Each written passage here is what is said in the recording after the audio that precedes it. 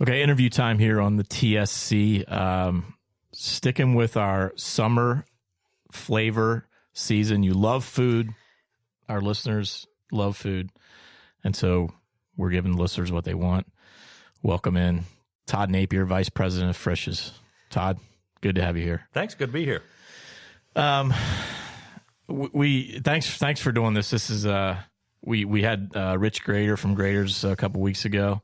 So we covered ice cream, and let's cover big boys today and fries and all the fun things that you guys have to eat. So you know what this pretty much means, right? We're going to have to set the graters aside in the freezer, and we're going to have hot fudge cake tonight for dessert. I could have brought some swag. Did you bring some in for us? I'll be better prepared. Our guests don't need to bring us food. We have our plenty of it. Our politics editor, Carl Weiser, was really hoping for that, but it's not to be today. A lot of fun, a lot of great things going on with Frisch's right now. You guys have been redoing your stores. You got the downtown store now. Let's start with that. It's so highly visible. How is the downtown store doing? And is it are things going the way that you guys had hoped for? Yeah. So great question. I don't think we really knew what to expect. We were excited about coming back and having a downtown presence, but the customer base there is different than what you have out in the burbs with the residential community. So you're serving a lot of folks who are on the go, fast. We love that we have the proximity to Fountain Square, obviously, and getting to be kind of part of the fabric of downtown. And we found that our guests there like the same kinds of stuff that our guests like in all of our other locations. So we've been back for about a year, and we're thrilled to be back downtown. Do you feel like it's filled a void? I mean, and I know it's not a fast food restaurant per se, but I think in the case of the downtown store, you almost would kind of see it as a fast food. Burger, fries, lunchtime. That's overwhelmingly. Burgers, fries, and sandwiches. About 2/3 of our business is in that lunch day part for exactly that reason. Do you feel like you guys have filled a void with, really there are no Wendy's left a few years ago, and there was no more McDonald's. It used to be in the Tower Place Mall. Do you feel like you filled a void that downtown needed? And I know it seems so simple, but do you feel like that? We do. There were really kind of two questions that I've been enrolled for almost 2 years. The two questions that I've been asked most frequently were, when are you coming back downtown? And when are you going to bring back CocaCola? And so we did both of those in the last year. With the Coke Pepsi, that's going to need its own setup. It's a very absolutely important conversation. I mean, I will say with Frisch's, with Jack, my 11-year-old, mommy wants to go to Sacred Beast, and I want to go, to all these fancy restaurants and over the Rhine. But then he's like, no, like he wants to go to Frisch's. And so you can be downtown and do the downtown things like Fountain Square, but like it's so kid friendly. Yep. And we have kind of something for everybody, right? Our goal is to survive the veto vote. If you want salad, we've got salad. You want a burger, we've got a burger. You want a sandwich, we've got you covered. So, the Coke Pepsi thing a year ago, right? A little bit more maybe. Yep. There it is. Here's the announcement, it's coming. Thirsty. It's like right. We leave you thirsting for more. Well, not a vanilla announcement, I think, is the way they. And I grew up on the west side of Cincinnati, so I knew, for those of us who grew up with the brand and in this market understood the gravity, nobody else did. Even our new business partners at CocaCola, who are not based here, were like, well, yeah, we think it's exciting, but they didn't realize it was going to be, what it was. What did you find? I mean, it had been in the conversation for a while. They wanted it. What made you decide to finally do it? So I think there had been interest all along. So you all know that the company was sold to an equity firm in Atlanta 4 years ago. Mm-hmm. And right away, when our new CEO, Jason Vaughn, came in role, he said, listen, I want to listen to the guest. I want to do right by the guest. I want to do right by the brand. So all along, he was looking for what's the path forward to get back to Coca-Cola. And it was his leadership that really rolled that rock up the hill for a good long time to make it all come together last year. Was it the kind of thing where you were like getting emails and people would call the company, or is it like you just tell your waitress, oh, I really wanted Coke? All of the above, right? So it was anytime I'm wearing Frisch's Big Boy logos out in the community, people would say, oh, you work there? And I always knew what was coming next when you bring back Coke. It was the number one most requested item. No matter what we posted on our social platforms, people would say, that's really awesome. But, we said we've got a big announcement a year and a half ago to say we were coming to Carew, and people were like, oh, is this the return of Coke? So it was far and away number one. People are so passionate about that because, we were talking about Skyline. They're having this contest about going to Greece, and they post like, oh, this great thing. And people are like, well, how about you just bring a Skyline to my neighborhood in this other state or this other part of the country? And it's like, that's how passionate we are. Yeah. Like, we want what we want. Right. Know what you like and like what you know. Yeah. We're talking with Todd Napier, Vice President of Frisch's. Todd, did you, when the decision was made to flip to Pepsi originally, did you guys anticipate that big of a backlash? So that predates my arrival. Okay. And actually, I was out of town working for another restaurant company that made a similar switch, and it was okay.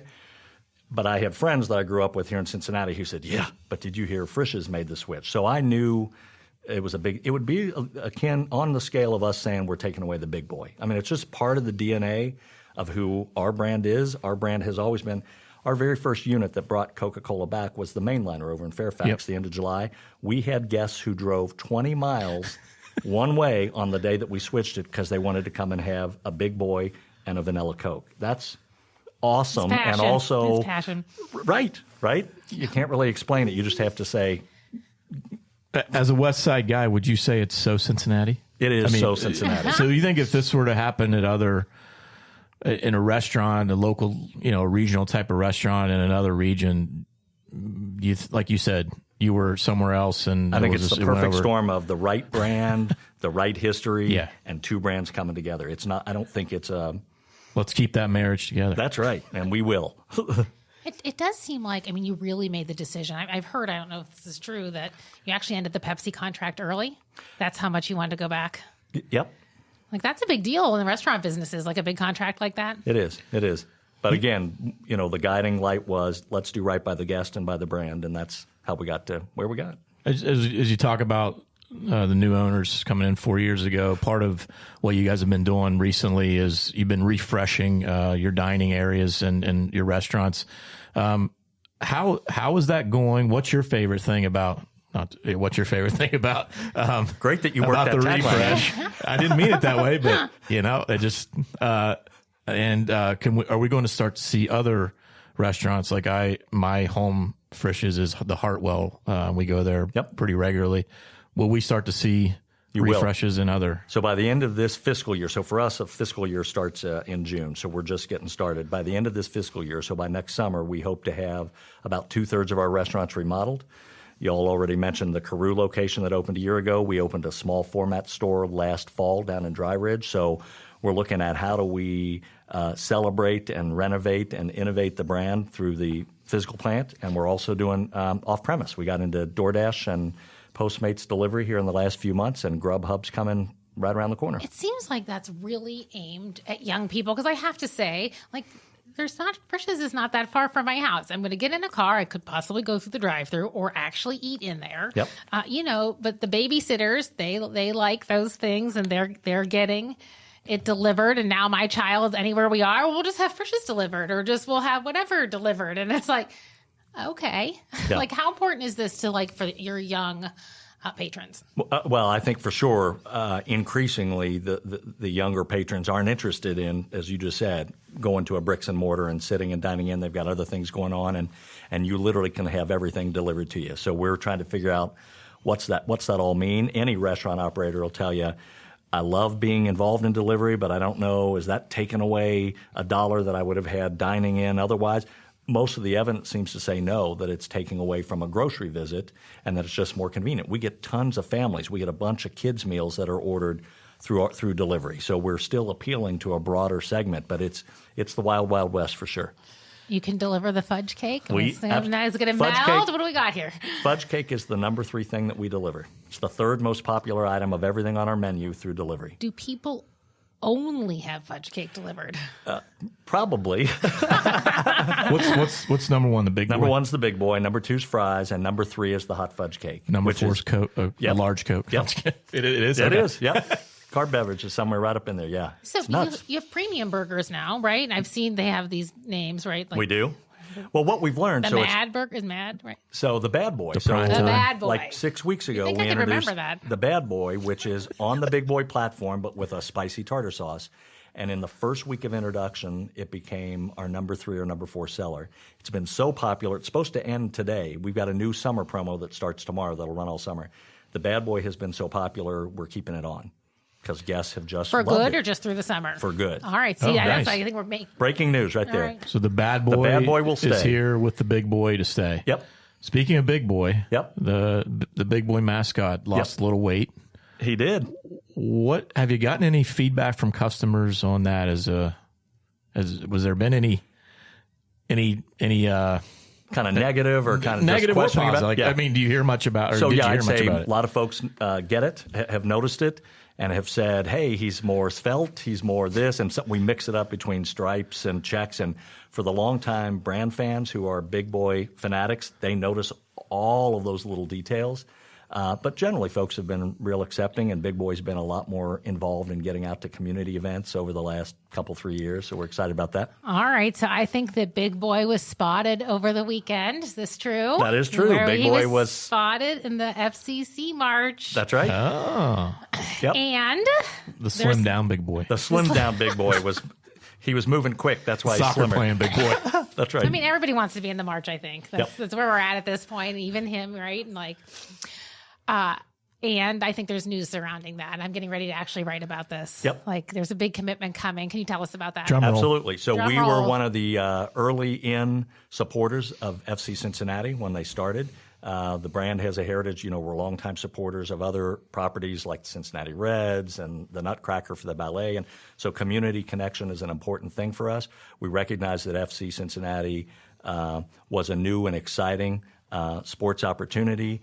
Our core guests and those incremental guests, those new guests that we want to get to, were all there. So we joined them in partnership, and when they got their MLS expansion, we had the opportunity to renegotiate and have signed a new 5-year agreement. And we couldn't be more excited. So we're with them here at Nippert, and then we'll be with them as they get to the new stadium. And, I mean, it seems to me like you're the longest partnership with the Reds, That's right? right. 50 years, I think I saw somewhere. Longest Reds, longest of arts, so the Nutcracker, the ballet. So I feel like, do you look at that as becoming like part of the fabric of like our hometown? We're at these games, right? Yep. Like then you become part of that. Yeah, and the cool thing is really when you look at their footprint and their appeal, we're really in 5 markets, right? We're Cincinnati, Dayton, Louisville, Lexington, Columbus. And when you look at those other properties, they have a similar kind of Midwestern footprint and feel. So it's just a great match for our brands to jump in on those opportunities. When as a marketing expert, you talk about how loyal customers of a really an uber local part of the fabric brand. When we think of those, we think of Frischs, we think of Skyline. We talk a lot about chili on this show, so I'm trying to stay away from it. Jason and You his think about bowls of Graders. chili. I'm on Team Bad Boy, just so now we know. Like that's it now. Every time you make any kind of a change, whether that's you just add sweet potato fries to the menu, something small like that, to changing the appearance of your mascot, to even big. Obviously, we know what happened with Coke and Pepsi. Do you brace for crazy feedback? Yes. So that's positive and negative. I mean, there's always I've never worked with or for a brand that has gotten the volume of feedback that we get on everything. So last Saturday was National Onion Ring Day, and we did a bunch of promotions on our social channels. And which is your preferred, regular or crispy? And I'm thinking, I think we'll get some engagement. You would have thought it was a federal election. People weighed in, and my favorite thing is this. It may have been more popular than it an may have actual been, right? election. Right. it's so it is truly. that. It just. I mean, do you really think that is a Cincinnati thing, or is that I don't think everyone? it's isolated to Cincinnati. I don't think it's as widespread. I think we have a disproportionate number of those brands. So some of the brands you were ticking off, there's just so much love for here's what I have, here's what I've known, multi-generational stories. I think that's a little unique. But I think lots of places you go, there are maybe 1 or 2 brands that folks in the community say, oh, this is our kind of hometown thing. We've just got a lot more of them. Yeah. So you grew by 1 store downtown, we know. Yep. Are there more growth plans? There are. We actually are going to lean into what do we do to expand our franchisee community? How do we go out and build more units? I mentioned that we're going to be launching Grubhub here shortly. We're actively investigating getting into the food truck business, all designed to say, we want you to come see us, but if you don't want to come see us, we want to come see you. Where do you anticipate like a food truck will go? Like what? I'd say any of the community type events, so outline community activation events, could be high school sporting events, could be county fairs and festivals. We're in off-premise today, so we have 2 concession stands at the Reds ballpark. We have 2 concession stands actually with FC Cincinnati. We're at University of Cincinnati in the Fifth Third Center. So again, all ways that when we have a chance to say, how do I come to you so that you don't have to come to me, we're down to try and figure that out. Which is amazing because it used to be like restaurants, you wanted to go and it was special, even if it was just Frisch's and you're just going for a dinner with everybody. That's right. And I mean, we definitely use it as a time. Like we don't necessarily eat dinner together. Like right. It's busy in sports and all these things. But if we can even make it to Frisch's, then at least we're all sitting down in the same booth. Yep. So for us, it's and 2 things. And maybe talking. Right. For us, it's 2 things. It's how do we keep having a good guest experience for the folks that want to come and see us, but how do we make it the ultimate inconvenience for those who don't want to or can't, but still want to have the food. It's a fine line. How many, you just ticked off where you are off-site, or is that what you call it, off-site? Off-site, yep. How many stores total does Frisch's have? 123, and the majority of those are company-owned. We're about 100 company-owned, and then the rest are through some franchise partners in the region. You talk about some expansion plans. I know, obviously, you want to probably keep that tight-lipped for the most part. Could we see you expand in another state? You sure could. We actually have the license. So we're part of a family tree of Big Boy years ago. And then we were a franchisee and ultimately got the exclusive rights into perpetuity. So we operate most of Ohio, Kentucky, Indiana, and most of Tennessee. So we don't currently we have a little bit of a presence in Indiana, over in southern Indiana. We're not currently active in Tennessee. I would say place your bets that would be a place that we would look to expand. So, I mean, how do you, with having the franchisees, because Graders told us a couple weeks ago, they pulled back from that because it's hard, right? And like, I don't know, did you ever see the Michael Keaton movie, The Founder? Like that's very like franchise, like, and you know, they found like quality control is hard. Like, how do you, I don't know. Every time we've gone to a Frisch's, I do feel like I have the same great experience. Awesome. Like, how do you keep control of that? So it is and that really is that's kind of the fine line you have to walk. The advantage of a franchise partner is they sometimes know their local communities better than I would, and so they're able to say, hey, I can get in there and be a successful operator, and they have some skin in the game with that versus trying to grow the branches of the company to those areas. But then to your point, are they following all the standards? Now, we're really blessed. Our franchisees are in lockstep with what it is that we do as a company. So that's so far has worked to our advantage, but it can be challenging. Yeah. Is there anything that maybe we didn't ask you about that you wanted to chat about today? Sorry, I know it's a very open-ended but I think it's thing. good. So one of the things that we have learned from having the bad boy and having last winter for the second year, we had last fall we had a specialty version of a hot fudge cake that was pumpkin spice cake with ice cream, and it blew the doors off. So one of the things that we've learned is you can take things that are familiar, like the Big Boy or like the hot fudge cake, and you can play around with it and reimagine it, but still using that same general approach. And our guests are like, I'm in on the joke. I get what you're going for. So we are actively looking at what are the ways that we continue to develop, I'm going to call it a Big Boy platform, where maybe there are a bunch of different iterations of ways that we can gussy up the Big Boy, and same thing with the hot fudge cake. So that's in the coming months. I think you'll see us play around more in those 2 areas. What was it like when you tried the pumpkin fudge cake? I mean, pumpkin is like everything. Like, I think that's going to start pretty soon here. It's like August 1. It's like, it's fall pumpkin. It feels like it's like year round, right? Yeah. Yeah. So for us, pumpkin is basically September through Thanksgiving in round numbers, right? Last year we brought back our pumpkin pie, which we've been known for. We brought back this pumpkin not fudge cake, built on that fudge cake platform, and we introduced a pumpkin cheesecake. So you'd think with introducing a new item, sales of the other stuff, sales across the board were crazy up for all 3 because it is, as you said, and I think I blame Starbucks. They're the ones that start with the pumpkin spice, and once that ball gets rolling, all bets are off. So it's been a big thing for us. I think you can add pumpkin to everything. I think I'm you're pretty right. sure. We're going to give it a try. Now that summer has officially started, any fun summer additions coming on the menu this summer? So we do. We actually have a summer promotion that starts tomorrow and will run all the way through about Labor Day, and that is it's called Boy Backyard BBQ. So we have a barbecue sandwich. We're introducing a special limited time zesty onion ring. We're bringing in some pork riblets that will be available on our soup and salad bar, and strawberry lemonade. And nice. So it's all summer themed. And key lime pie babies are back, which were a huge hit last year. So I love it, Todd. Thanks. Yep. This has been great. I really appreciate you coming in and taking some time to chat about all the exciting things going on at Frisch's. I love how forward thinking you guys are right now, and constantly thinking about changing things up, but yet also keeping that brand strong and keeping that hometown feel about the restaurant. That's the magic. So thanks so much. Thanks for having me. Much. Thanks for having me. Much. Thanks for having me.